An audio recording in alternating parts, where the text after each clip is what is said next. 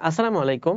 তোমরা সবাই এটা জানো যে এইচএসসি 25 ব্যাচের প্রায় 42% শিক্ষার্থী এইচএসসি পরীক্ষায় ফেল করছিল এবং তুমি যদি হিসাব করো 10 জনের মধ্যে 4 জনের বেশি শিক্ষার্থী কিন্তু এইচএসসি পরীক্ষা ফেল করে গত বছরের হিসাবে। সো এই বছর কিন্তু এই সম্ভাবনাটা আরো বাড়তে পারে। কেন? কারণ গত বছর ছিল শর্ট সিলেবাস, এই বছর ফুল সিলেবাস। সো যখন শর্ট সিলেবাস থেকে ফুল সিলেবাসে আসবে তখন কিন্তু চ্যাপ্টার অনেকগুলো বেড়ে গেছে এবং তুমি বুঝতেছো হয়তো তোমার আশেপাশের মানুষরা, তোমার ফ্যামিলি, তোমার কাজিনরা বুঝতে পারতেছে না যে তোমার সিলেবাস কিন্তু আগের ব্যাচের মতো ছিল না। সো লাস্ট 2019 সালে যেরকম হঠাৎ করে অনেক ড্রপ ছিল, তারপরে 20, 21, 22, 23, 24 পর্যন্ত রেজাল্টের একটা ইনফ্লেশন হয়েছিল, নট ইনফ্লামেশন। তো ইনফ্লেশন হয়েছিল 25 সালে আসার পরে হয়তো কিছুটা ড্রপ খাইছে, 26-এ কিন্তু এটা আরো বেশি ড্রপ খাইতে পারে, হু নোজ।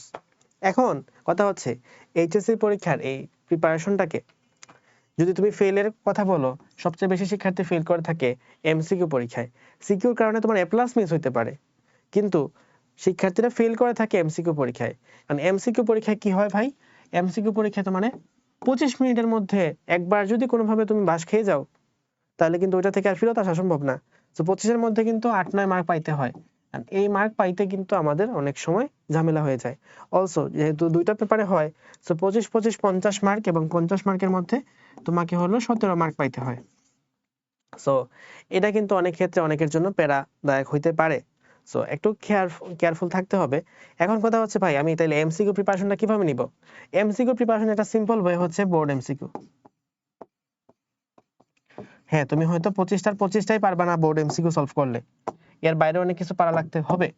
কিন্তু বোর্ড এমসিকিউ যদি তুমি সবকিছু পারো তাহলে বলা যায় তুমি 25 মার্কের পরীক্ষায় মিনিমাম 20 প্লাস পাবা এবং ক্ষেত্র বিশেষে সেটা 22ও হইতে পারে। ঠিক আছে, 25-এ 25 বোর্ড এমসিকিউ সলভ করলে পাওয়া যায় না।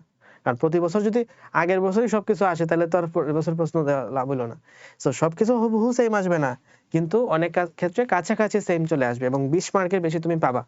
সো বোর্ড এমসিকিউ সবগুলো যদি সলভ করতে চাও, এটা আমাদের ওয়েবসাইটে অনেক আগ থেকে দেওয়া আছে। এই ফ্রি এক্সাম পোর্শনে যাবা, ফ্রি এক্সামে ক্লিক করলেই তুমি এক্সাম দিতে পারবা। 14,000 এমসিকিউর উপর বিগত বছরে যত এমসিকিউ অ্যাভেলেবল পাওয়া যায় এই দুনিয়ায়, বাংলাদেশে, সব এমসিকিউ তুমি এখানে এক্সাম দিতে পারবা। সো এখানে দেওয়া আছে কি HSC exam batch, paper final, physics first পেপারের উপর 14টা কুইজ আছে, মানে 14টা পেপার ফাইনাল আছে। তারপরে আবার সেকেন্ড পেপারে আছে 15টা, ফার্স্ট পেপার 15টা, সেকেন্ড পেপার 15টা, বোটানি 12টা, জুলজি 11টা। ওকে, এগুলো হচ্ছে প্রত্যেকটা পেপার ওয়াইজ, মানে একটা বোটানি পরীক্ষা, একটা কেমিস্ট্রি ফার্স্ট পেপার পরীক্ষা, এভাবে। এখন যদি কেউ চ্যাপ্টার ওয়াইজ, আমি চ্যাপ্টার পড়ছি, আমি চ্যাপ্টার ওয়াইজ পরীক্ষা দিতে চাই, তাহলে কি করব? ফিজিক্স ফার্স্ট পেপার, এখানে অনেকগুলো 10টার উপরে মনে হয় আছে। আচ্ছা, অনেকগুলো দেখতেছি তো, 10টা তো হবে না মনে হয়, 30টা পরীক্ষা আছে। আচ্ছা, ফিজিক্স ফার্স্ট পেপারের উপর 30টা পরীক্ষা, সেকেন্ড পেপার 32টা, কেমিস্ট্রি ফার্স্ট পেপার 27টা, সেকেন্ড পেপার 24টা, বায়োলজি 18টা, সেকেন্ড পেপার 25টা, ম্যাথ 31টা, সেকেন্ড পেপার 34টা।